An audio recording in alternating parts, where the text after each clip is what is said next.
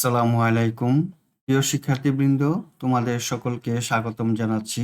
এখন আছি তোমাদের গণিত বইয়ের ৮৩ পৃষ্ঠায়। এই পৃষ্ঠায় ৩ নম্বর থেকে ৭ নম্বর পর্যন্ত অঙ্কগুলো আমরা সমাধান করব। চলো তাহলে অঙ্কগুলো সমাধান করি। ৩ নম্বরে দেওয়া আছে 2x প্লাস 3y ভাগ 4x minus 5x into 8y রাশিটিতে কয়টি পদ আছে এবং পদগুলো কি কি? সমাধান করি। এই রাশিটিতে মোট ৩টি পদ আছে। পদগুলো হলো 2x 3y divide by 4x 5x into 8y। আমরা লিখলাম 2x 3y divided by 4x 5x into 8y। ৪ নম্বরে দেওয়া আছে রাশির পদ সংখ্যা নির্ণয় করো। ৪-এর ১ 7xy। 7xy রাশিটি একটি একপদী সংখ্যা, কারণ 7xy এর সাথে প্লাস মাইনাস বা ডিভাইডেড দিয়ে অন্য কোনো সংখ্যা নেই, সুতরাং এটি একপদী সংখ্যা। তাহলে আমরা লিখতে পারি 7xy রাশির পদ সংখ্যা একটি। ২ নম্বরে দেখো 2a প্লাস b।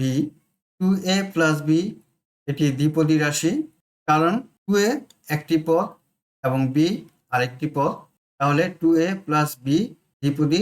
তাহলে আমরা লিখতে পারি 2a প্লাস b রাশির পদ সংখ্যা ২টি। ৩ নম্বরে x minus 3y plus 5z। এই রাশিটিতে ৩টি পদ আছে। x একটি পদ, 3y একটি পদ, 5z একটি পদ। রাশিটিতে x 3y 5z ৩টি পদ আছে, সুতরাং x minus 3y plus 5z রাশিটি ত্রিপদী রাশি। ৪ নম্বরে 5a plus 7b into x minus 3c divided by y।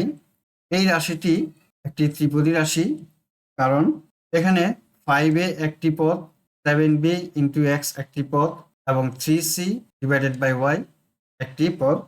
আমরা লিখি রাশিটিতে 5a 7b into x 3c divided by y ৩টি পদ আছে, সুতরাং 5a plus 7b into x minus 3c divided by y রাশিটি ত্রিপদী রাশি।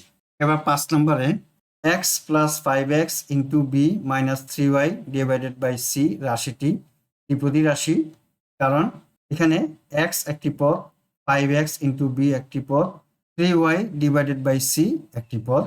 আমরা লিখি রাশিটিতে x 5x into b 3y divided by c ৩টি পদ আছে, সুতরাং x plus 5x into b minus 3y divided by c রাশিটি ত্রিপদী রাশি। ৫ নম্বরে দেওয়া আছে প্রত্যেক পদের সহগ নির্ণয় করো। ১ নম্বরে 6b is equal to 6 into b। এখানে b হলো পদ, b এর সহগ হলো 6, সুতরাং b এর সহগ 6। ২ নম্বরে xy। xy এর সাথে কোনো সংখ্যা না থাকলে মনে করতে হবে যে এখানে 1 আছে। আমরা লিখতে পারি xy equal to 1 into xy, সুতরাং xy এর সহগ হলো 1। ৩ নম্বরে 7ab। 7ab ইকুয়াল টু লিখতে পারি 7 ইন্টু ab, সুতরাং ab এর সহগ হলো 7। ৪ নম্বরে 2x plus 5ab। 2x equal to 2 into x, 5ab equal to 5 into ab, সুতরাং x এর সহগ 2, ab এর সহগ হলো 5। ৫ নম্বরে 2x plus 8y। 2x equal to 2 into x, 8y equal to 8 into y, সুতরাং x এর সহগ হলো 2, y এর সহগ হলো 8। ৬ নম্বর 14y minus 4z। 14y equal to 14 into y, 4z equal to 4 into z, সুতরাং y এর সহগ হলো 14, z এর সহগ হলো 4। ৭ নম্বরে minus half into xyz। Minus half xyz into minus half into xyz, সুতরাং xyz এর সহগ হলো মাইনাস হাফ। খ নম্বরে দেওয়া আছে x এর আক্ষরিক সহগ নির্ণয় করো। ১ নম্বরে ax সমান a ইন্টু x। x এর সাথে সহগ হিসাবে আছে a, সুতরাং এক্স এর সহগ হলো এ। 2 নম্বরে এ এক্স প্লাস 3, এখানে এক্স এর সাথে সহগ হিসেবে আছে এ, সুতরাং এক্স এর সহগ হলো এ। 3 নম্বরে এ এক্স প্লাস বি জেড, এখানে এক্স এর সহগ হিসেবে আছে এ, সুতরাং এক্স এর সহগ হলো এ। 4 নম্বরে পি এক্স ওয়াই, এখানে এক্স এর সাথে সহগ হিসেবে আছে পি এবং ওয়াই, সুতরাং এক্স এর সহগ হলো পি এবং ওয়াই।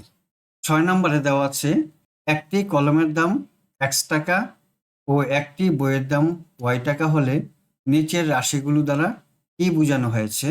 1 নম্বরে 3y, একটি বইয়ের দাম ওয়াই টাকা, তাহলে 3টি বইয়ের দাম কত হবে? 3y টাকা, সুতরাং 3y দিয়ে 3টি বইয়ের দাম বোঝানো হয়েছে। 2 নম্বরে 7x, একইভাবে একটি কলমের দাম যদি x টাকা হয় তাহলে 60টি কলমের দাম কত হবে? 7x টাকা, তাহলে 7x হলো 60টি কলমের দাম। 3 নম্বরে x plus 9y, x plus 9y হলো একটি কলমের দাম ও 9টি বইয়ের দাম। 4 নম্বরে 5x plus 8y, 5x plus 8y হলো 5টি কলমের দাম ও 8টি বইয়ের দাম। 6 নম্বরে 6y plus 3x, 6y plus 3x হলো 6টি বইয়ের দাম ও 3টি কলমের দাম। এখন 7 নম্বর অঙ্কটি করব। একটি খাতার দাম x টাকা, একটি পেন্সিলের দাম y টাকা এবং একটি রাবারের দাম z টাকা হলে 5টি খাতা ও 6টি পেন্সিলের মোট দাম কত? 1 নম্বর অঙ্কটি সমাধান করি। একটি খাতার দাম যদি x টাকা হয় তাহলে 5টি খাতার দাম হবে 5x টাকা। একটি পেন্সিলের দাম y টাকা হলে 6টি পেন্সিলের দাম হবে 6y টাকা। এখন বলছে মোট দাম কত? উত্তরটি হবে 5x প্লাস 6y টাকা। 2 নম্বরে 8টি পেন্সিল ও 3টি রাবারের মোট দাম কত? একটি পেন্সিলের দাম হলো y টাকা, তাহলে 8টি পেন্সিলের দাম হবে 8y টাকা। একটি রাবারের দাম z টাকা, তাহলে 3টি রাবারের দাম হবে 3z টাকা। মোট দাম কত জানতে চেয়েছে, 8y এবং 3z যোগ করি, প্লাস চিহ্ন দিলাম, তাহলে মোট দাম হবে 8y প্লাস 3z টাকা। 3 নম্বরে 10টি খাতা, 5টি পেন্সিল ও 2টি রাবারের মোট দাম কত? একটি খাতার দাম x টাকা, তাহলে 10টি খাতার দাম হবে 10x টাকা। একটি পেন্সিলের দাম y টাকা, তাহলে 5টি পেন্সিলের দাম হবে 5y টাকা।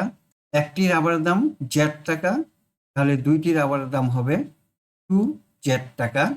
এখন মোট দাম জানতে চেয়েছে, তাহলে 10x plus 5y plus 2z, মোট দাম হলো 10x plus 5y plus 2z টাকা। এক হালি কলার দাম x টাকা হলে 5 হালি কলার দাম কত? আমরা জানি এক হালি সমান 4টি, যেহেতু এক হালি কলার দাম x টাকা তাহলে 5 হালি কলার দাম হবে 5x টাকা। 2 নম্বরে আছে 12টি কলার দাম কত?